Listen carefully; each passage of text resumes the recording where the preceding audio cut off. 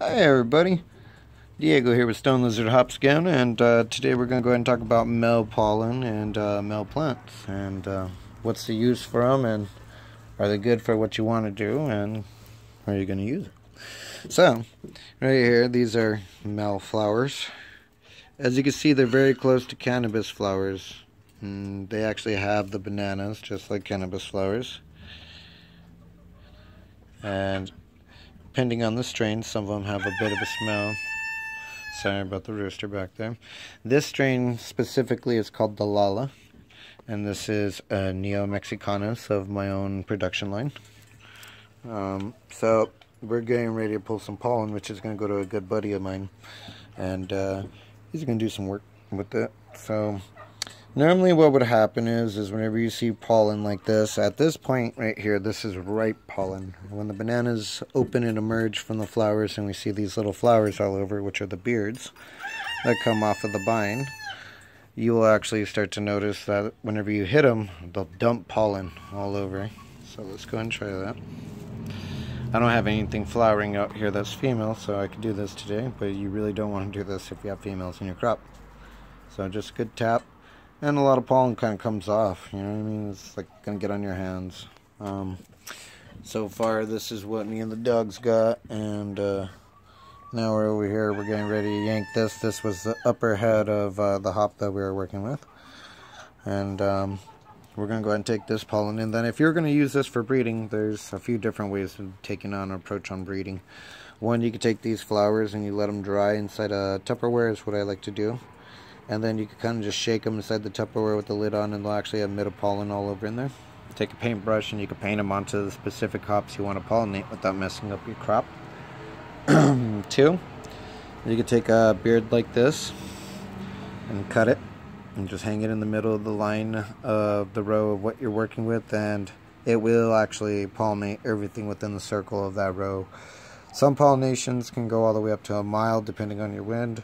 Some pollinations, and it also depends on density of the crop, how much of it gets like kind of caught up like a screen.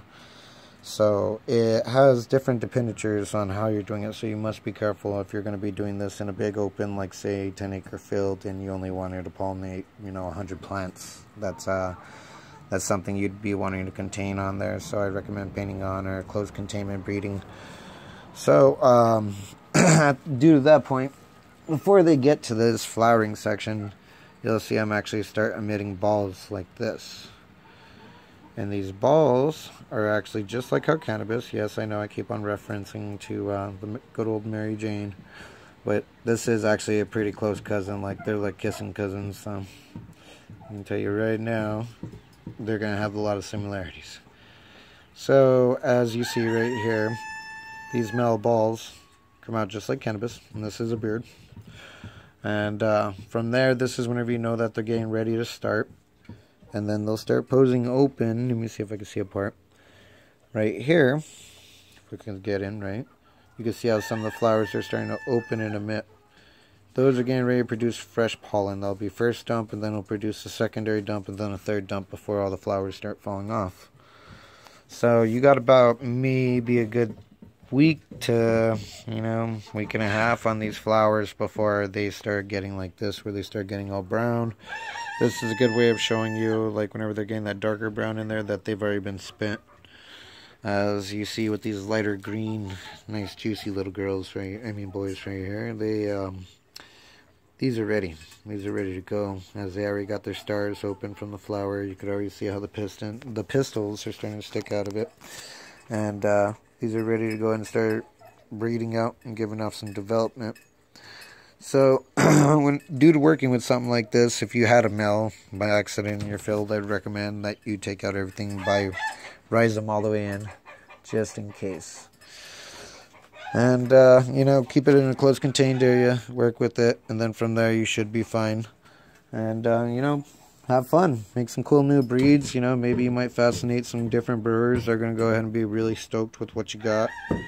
Good pair of shears. These are Hydro Farm shears. My dogs already chewed the hell out of the bottom. I made the mistake of leaving them out here earlier. So, that was my own fault. But I'll tell you what, these have been the best shears I've ever used out of all my shears. So I really like them. And make sure that, you know, you're comfortable. Find you a good sit spot.